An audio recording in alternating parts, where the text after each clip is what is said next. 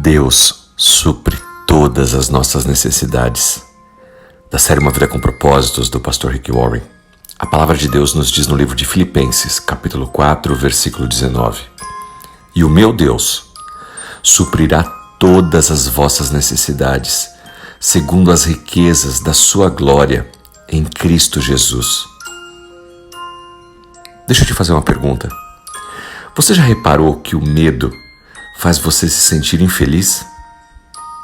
Olhar para a sua vida e para o futuro com os olhos do medo nunca vai produzir alegria.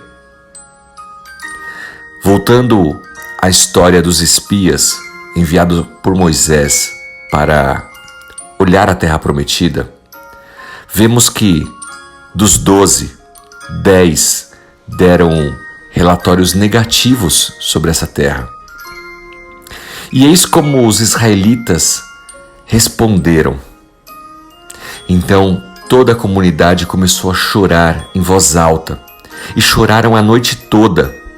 Suas vozes se ergueram em um grande coro de protesto contra Moisés e Arão. Eles diziam: "Ah, se ao menos tivéssemos morrido no Egito, ou mesmo aqui nesse deserto." Depois você confere lá no livro de Números, capítulo 14, versículos 1 e 2.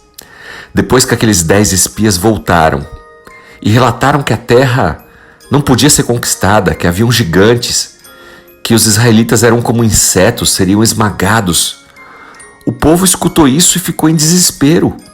Começou a reclamar, a chorar e a buscar culpados.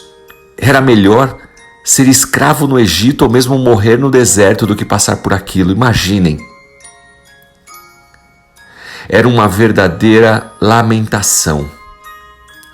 Os israelitas estavam com tanto medo do que ia acontecer que eles só queriam morrer no deserto, ao invés de confiar no que Deus tinha reservado e prometido para eles. Esses versículos, ali no livro de Números, incluem 4 sinais de alerta para mim e para você hoje.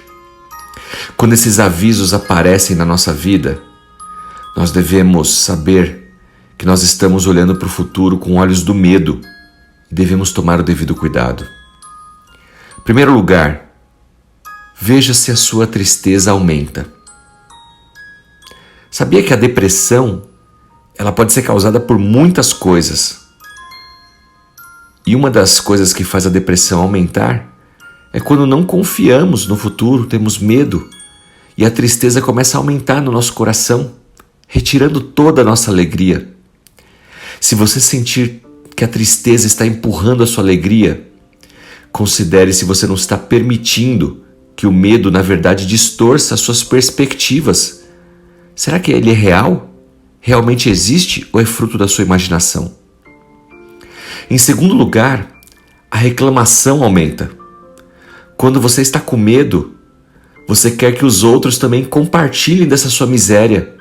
Você fica reclamando e torce para que os outros reclamem, concordem junto com você. Como é que você sabe se você está reclamando muito? Pergunte ao seu cônjuge, às pessoas ao seu redor. Às vezes, você mesmo não percebe o quanto você tem sido reclamão. E as pessoas ao seu redor vão dizer, realmente, toda vez que eu converso com você, você só reclama.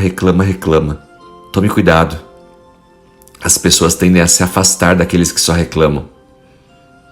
Em terceiro lugar, você pode estar culpando outros. Os israelitas, eles reclamaram tanto e culparam as mesmas pessoas que tiraram eles da escravidão, Moisés e Arão. Agora estavam sendo culpados do porquê eles estavam ali e não conseguiam entrar na terra prometida.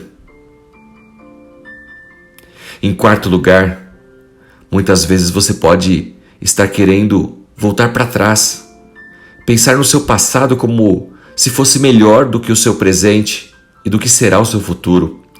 Muitas pessoas usam aquele velho ditado: na minha época, quando isso, quando aquilo, antes não era assim. Total fruto da imaginação, um auto-engano. Porque se você tem um problema hoje, você tinha outro ontem e vai ter outro diferente amanhã. A vida é assim. momentos bons, momentos ruins. Nós temos que enfrentar todos. Mas não viva no passado dizendo que o passado era melhor. Não tente voltar ao passado porque o passado já foi. Essa perspectiva distorcida pelo medo é que faz com que pessoas vivam só no passado. Os israelitas pensavam que era melhor a escravidão do Egito.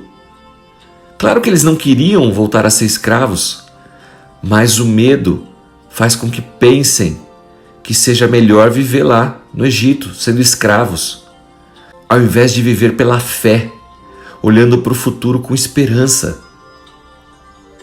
Eu tenho certeza que você não quer ser uma pessoa que vive triste, que vive reclamando, que vive culpando os outros, ou que vive pensando no passado, em como era. Comece a aumentar sua fé hoje. Reserve um tempo intencional com Deus, na leitura da sua palavra, e reflita sobre esse versículo que nós lemos no dia de hoje, Filipenses capítulo 4, versículo 19.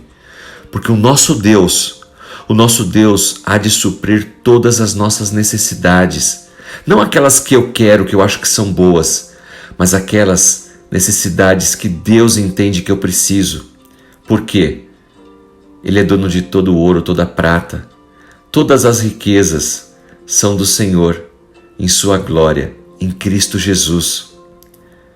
Quanto mais você conhecer a Deus e as suas promessas, mais proposital e alegre você se moverá em direção ao seu futuro. Pense nisso e que Deus abençoe sua vida. Em nome de Jesus Cristo. Amém.